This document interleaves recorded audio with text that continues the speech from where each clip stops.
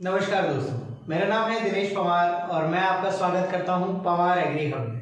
दोस्तों, हम एक नया वीडियो लेकर आए हैं जिसके अंदर हम बात करने वाले हैं कुछ ऐसे कॉन्सेप्ट्स की जो कि एग्जाम में पूछे जाते हैं और हम कंफ्यूज होते हैं, ओके, या फिर जिन्हें याद रखना थोड़ा सा मुश्किल होता है।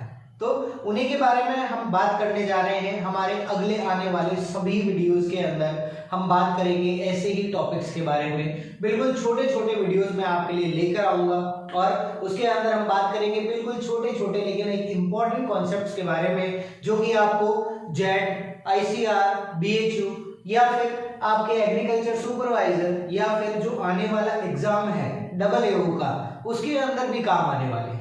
ओके, तो चलिए बात करेंगे आज हम यहाँ पर हमारे कॉन्सेप्ट के बारे में, जो क्या है बेटा, पोटेशियम के उर्वरक। कौन से उर्वरक हैं?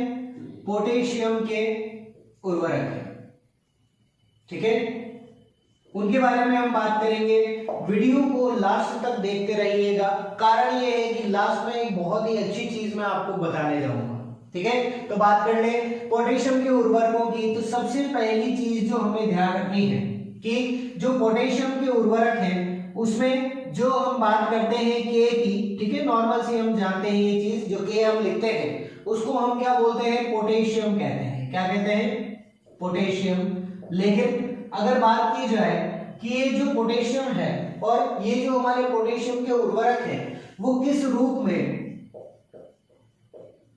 हमें पोटेशियम उपलब्ध कराते हैं, ठीक है, तो किस रूप में उपलब्ध कराते हैं, ये हमारे लिए इंपॉर्टेंट हमारे लिए कॉन्सेप्ट बन जाता है। तो इसके लिए हमें याद रखना है किस रूप में उपलब्ध कराते हैं बेटा, K2O के रूप में उपलब्ध कराते हैं, जिसको हम क्या बोलते हैं? पोटाश कहते हैं। क्या कहते हैं बेटा? पोटाश, ठीक है। तो ये हमारे लिए एक इंपॉर्टेंट चीज हो गई कि हमारे जो पोटेशियम के उर्वरक है वो पोटेशियम के रूप में हमें उपलब्ध नहीं कराते। किस रूप में उपलब्ध कराते हैं बेटा? पोटाश के रूप में, K2O के रूप में हमें उपलब्ध कराते हैं, ठीक है। दूसरी बात आती है कि आपने ये जो K लिखा उसका नाम तो पोटेशियम था और दूसरा आपने K2O लिखा उसका नाम क्या था? पोटाश था। तो इसको बदला कैसे या फिर ये यहाँ पर गया कैसे? तो इसके लिए ध्यान रखें, यहाँ पर हमें याद रखना है एक कन्वर्जन फैक्टर। क्या याद रखना बेटा? कन्वर्जन फैक्टर याद रखना है, जिससे मल्टीप्लाई करने पर हमें क्या मिल जाता है? K2O मिल जाता है। क्या मिल जाता है? K2O, ठीक है। तो ये जो कन्वर्जन फैक्टर से रिलेटेड चीज है वो हम यहाँ पर डिस्कस कर लेते हैं, ओके। कन्वर्जन फैक्टर जो है वो हमें क्या कहता है कि अगर आपको किसी भी छोटी चीज से कोई बड़ी चीज चाहिए, ठीक है, जैसे हमारी छोटी चीज यहाँ पर क्या है? पोटेशियम है, इससे हमें बड़ी चीज क्या चाहिए? K2O चाहिए, ठीक है। तो आपको क्या करना होगा? जो छोटी चीज है उसको बड़ी संख्या से मल्टीप्लाई करना होगा। किससे मल्टीप्लाई करना होगा? बड़ी संख्या से, ठीक है। और वो बड़ी संख्या कितनी होगी बेटा? 1 से ऊपर होगी, ओके। तो हमारे पास यहाँ पर जो कन्वर्जन फैक्टर आया है वो कौन सा है? 1.20, ओके। तो आप अगर पोटेशियम को 1.20 से मल्टीप्लाई कर दोगे तो क्या आ जाएगा?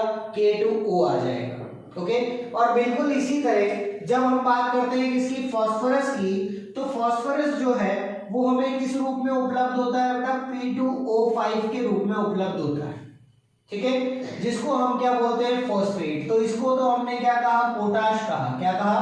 पोटाश। और जो P2O5 है उसको हम क्या बोलते हैं? फॉस्फेट कहते हैं। क्या कहते हैं? फॉस्फेट, ठीक है, फॉस्फेट कह दिया।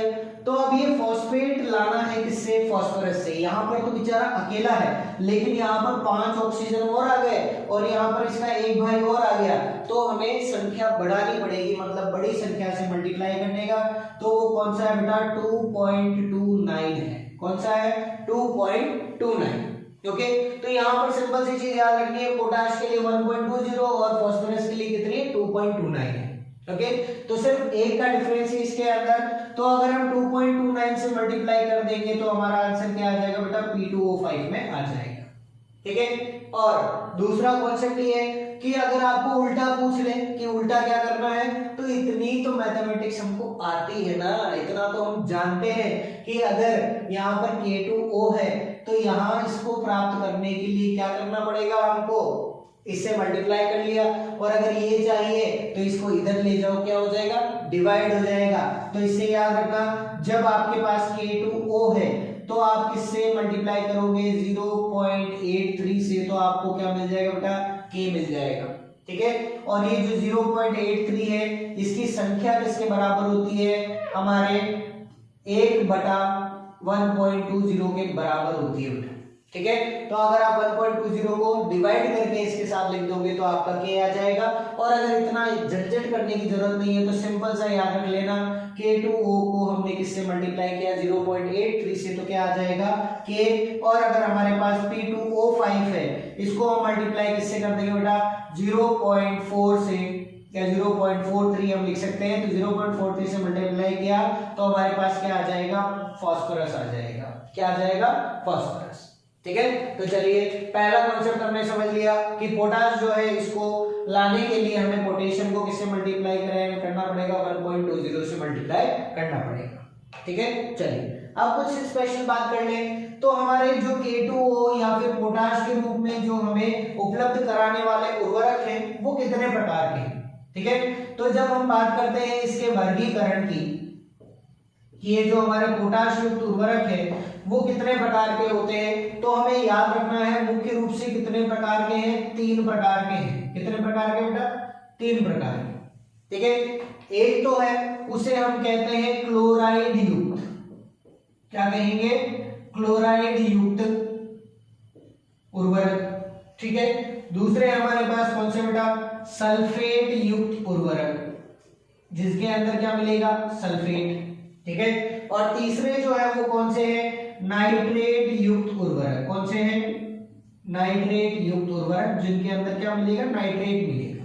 ठीक है, चलिए अब इनके नाम देख लें, नाम बिल्कुल सिंपल से है। ठीक है, अब हमारे पास जो उर्वरक है वो किसके बेटा, पोटाश के हैं। तो तीनों के आगे क्या लिख दो, यहाँ पर हमने नाम लिख दिया, K लिख दिया।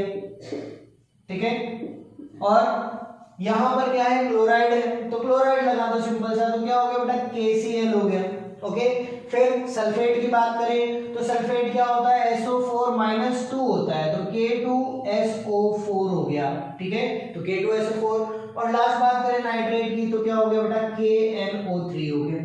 ठीक है, तो तीनों के नाम भी हमारे सामने आ गए, केमिकल फॉर्मूले आ गए। ओके, अब ये याद रखने के साथ साथ हमें याद रखना होगा इनका जनरल नेम, कि इनको क्या कहा जाता है। ठीक है, तो चलिए KCl की बात कर लें तो इसको हम क्या कहते हैं बेटा, MOP कहते हैं, जिसका फुल फॉर्म क्या होता है, म्यूरेट ऑफ पोटाश। क्या कहा जाता है इसको, म्यूरेट ऑफ पोटाश कहा जाता है। ठीक है, दूसरी बात कर लें K2SO4 की, तो इसे क्या कहा जाता है, SOP कहा जाता है, जिसका फुल फॉर्म क्या है, सल्फेट ऑफ पोटाश। क्या कहा जाएगा बेटा, सल्फेट ऑफ पोटाश। और तीसरी बात कर लें KNO3 की, तो इसका मतलब क्या होता है, NOP, जिसका मतलब क्या है, नाइट्रेट ऑफ पोटाश। क्या कहेंगे, नाइट्रेट ऑफ पोटाश कहेंगे। ठीक है, बात करें आपके एग्जाम्स की कि क्या क्या चीजें पूछी जाती है, तो हमारे पास चीजें जो है वो आ चुकी हैं। ठीक है, सबसे पहला क्वेश्चन जो आपका बनता है वो यही बनता है कि अगर आपको पोटेशियम को पोटाश में बदलना है तो क्या करेंगे, तो 1.20 से मल्टीप्लाई कर दिया। ठीक है, दूसरा हमारा क्वेश्चन बनता है बेटा कि जो पोटेशियम युक्त उर्वरक है वो किस रूप में, K2 हमको पोटेशियम देते हैं तो वो कौन सा है, K2O या पोटाश के रूप में। ठीक है, तीसरा हमारे पास क्वेश्चन क्या बनता है बेटा, MOP जो है इसका केमिकल फॉर्मूला क्या है, तो क्या है, KCl। ठीक है, दूसरा क्वेश्चन बन सकता है K2SO4 के लिए, और तीसरा सेम क्वेश्चन किसके लिए बन सकता है बेटा, KNO3 के लिए बनता है। ठीक है, तो ये हमसे पूछे जाने वाले क्वेश्चन है जो पूछ सकते हैं। अब बात कर लें इनके अंदर हम इंपॉर्टेंट कि ये जो हमारे उर्वरक है किसके हैं, पोटाश के हैं। ठीक है, तो इनके अंदर जो पोटेशियम होता है हमारे पास जो उपलब्ध है, पोटाश है K2O, वो कितनी मात्रा में उपलब्ध है, मींस इसका न्यूट्रिएंट कंटेंट क्या है। ठीक है, तो न्यूट्रिएंट कंटेंट बहुत सिंपल सा है, आप मेरे साथ अभी तक जुड़े हुए हैं तो याद रखिएगा, इसको हम बिल्कुल इतने सिंपल तरीके से समझ लेंगे कि आपने सोचा भी नहीं होगा कि ये इतना सिंपल भी हो सकता है क्या। ठीक है, तो K2O की तीनों के अंदर बात करनी है, कुछ भी नहीं करना है, सिर्फ क्या करना है, यहाँ पर 6 लिखना है, यहाँ पर 5 लिखना है, यहाँ पर 4 लिखना है। ठीक है, इसी तरह से याद कर लो सिंपल सा। KCl, K2SO4 और KNO3। ठीक है, क्या आ गया 6, 5 और 4, मतलब ये आगे का डिजिट हो गया बेटा। तो इसके अंदर याद क्या रखना है, 60, 50 और 40 याद नहीं रखना, कितना रखना, 44 रखना है। कितना रखेंगे, 44। ठीक है, तो इसके अंदर MOP या KCl में जो पोटाश हमारे पास है वो कितना है, 60%। अगर K2O की बात कर ले तो इसके अंदर कितना है बेटा, 50%, जिसको हम 48 से 50% लिख सकते हैं। ठीक है, और अगर बात करें K2O की तो इसके अंदर कितना है, 44% है क्या हमारा पोटाश। ठीक है, अब एक खास चीज अगर नजर नहीं पड़ी हो तो मैं बता देता हूं, यहां पर क्या लिखा है, नाइट्रेट लिखा है। क्या लिखा है, नाइट्रेट, मतलब ये क्या देगा हमें, नाइट्रोजन भी तो देगा ना। ठीक है, तो नाइट्रोजन देख लेते हैं कि नाइट्रोजन कितना देना है। तो नाइट्रोजन इसके अंदर कितना होता है, 33% होता है बेटा। कितना होता है, 33। तो अगर हमने ये याद रख लिया तो ये भी बहुत आसानी से याद हो जाएगा ना। ठीक है, तो कितना है, 33% नाइट्रोजन है और 44% क्या है, पोटाश है। ठीक है, तो ये तीन हमारे पास क्या हो गए, तीनों उर्वरक हो गए किसके, पोटाश के। बिल्कुल सिंपल सा टॉपिक हमने डिस्कस कर लिया। ओके, आपसे क्वेश्चन जो है वो ये भी पूछ सकते हैं कि MOP में कितना परसेंट K2O मिलता है, कितना परसेंट SOP में और कितना परसेंट NOP में मिलता है। ठीक है, ये चीज पूछी जा सकती है, आंसर आप बहुत आसानी से शायद अब दे सकते हैं।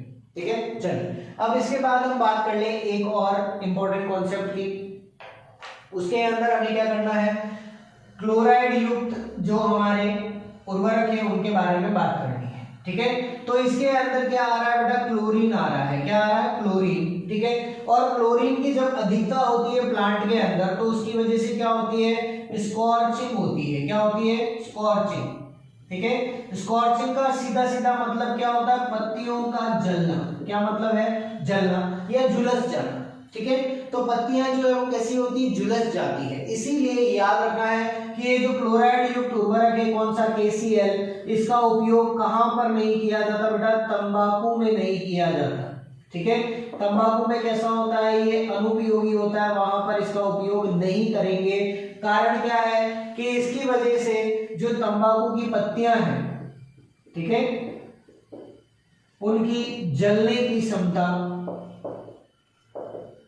क्या होती है, कम होती है। कैसी होती है बेटा, कम होती है। इसीलिए तंबाकू की फसल में हम कभी भी KCl या क्लोराइड युक्त उर्वरकों का उपयोग नहीं करते। और इसकी बात करें तो ये क्वेश्चन आपसे कॉम्पिटिटिव एग्जाम्स में पूछा हुआ है। ठीक है, आया हुआ क्वेश्चन है, ध्यान रखिएगा इसको। ठीक है, और लास्ट अगर हम बात करें, लिस्ट नहीं है बट एक इंपॉर्टेंट हमारे पास कॉन्सेप्ट है, वो कौन सा, उसके लिए हमें 3 लाइन याद करनी है। ठीक है, कितनी लाइन है, सिर्फ 3 लाइनें याद करनी है। ठीक है, पहला तो याद रखना है जिसका भारत में निर्माण नहीं किया जाता। ठीक है, भारत में निर्माण नहीं होता। ठीक है, दूसरा हमें याद रखना है जिसको क्या करते हैं बेटा, भारत में निर्यात करते हैं। क्या करते हैं, निर्यात करते हैं। ठीक है, और तीसरी लाइन हमें याद रखनी है जिसका भारत में क्या किया जाता है बेटा, इंपोर्ट किया जाता है। क्या किया जाता है, इंपोर्ट। ठीक है, इन तीनों लाइनों का मतलब जो है वो एक ही है। ठीक है, ऐसे उर्वरक जिसका निर्माण भारत में नहीं होता मतलब भारत में नहीं बनाते।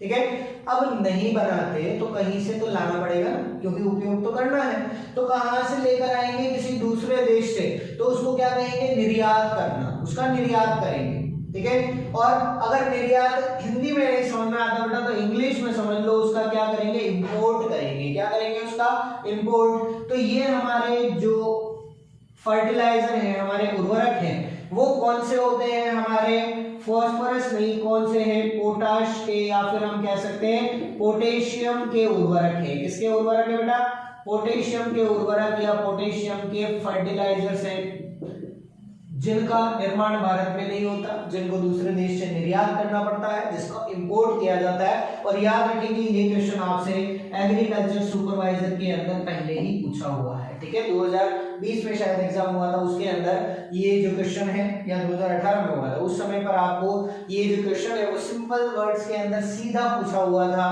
कि ऐसे उर्वरक जिनका भारत में निर्यात किया जाता है वो कौन सी है। तो आंसर क्या गया, पोटाश के उर्वरक हुआ। ठीक है। चलिए इसके बाद हम बात करें एक और इंपॉर्टेंट चीज जो है पोटेशियम के काम के बारे में कि पोटेशियम क्या करता है। ठीक है, तो पोटेशियम के लिए याद रखेंगे इसको हम क्या कहते हैं, गुणवत्ता वाला पोषक तत्व कहते हैं। क्या कहते हैं बेटा, गुणवत्ता वाला पोषक तत्व। ठीक है, तो गुणवत्ता किसकी बढ़ाता है ये याद रखना, किसकी, जो हमारी कंद वाली फसलें, जैसे हम बात करें किसकी, आलू की। ठीक है, तो आलू के अंदर पोटेशियम की जो उर्वरक है ये बहुत जरूरी है, पोटेशियम के फर्टिलाइजर उनके लिए बहुत जरूरी होते हैं। और पोटेशियम को हम क्या कहते हैं, गुणवत्ता वाला पोषक तत्व कहते हैं। ठीक है, इसको हम दूसरे वर्ड्स के अंदर इंग्लिश में क्या कह सकते हैं बेटा, क्वालिटी न्यूट्रिएंट कह सकते हैं। क्या कह सकते हैं, क्वालिटी न्यूट्रिएंट कह सकते हैं। ठीक है, तो ये हमारे क्या थे, पोटेशियम के फर्टिलाइजर्स थे, पोटेशियम के उर्वरक थे। बिल्कुल हमने सिंपल वर्ड्स के अंदर समझ लिए। अगर आपने स्क्रीनशॉट लेना है तो आप आराम से इसका स्क्रीनशॉट ले सकते हैं। ठीक है, और यहाँ पर हमने ये सारी चीज बहुत आसानी से समझ ली। ओके, आगे भी ऐसे और वीडियोस मैं आपके लिए लेकर आता रहूंगा, तो इसीलिए मेरे साथ बने रहिएगा। हम वापस से मिलेंगे एक नए वीडियो में एक नए कॉन्सेप्ट के साथ। तब तक के लिए थैंक यू और जय हिंद।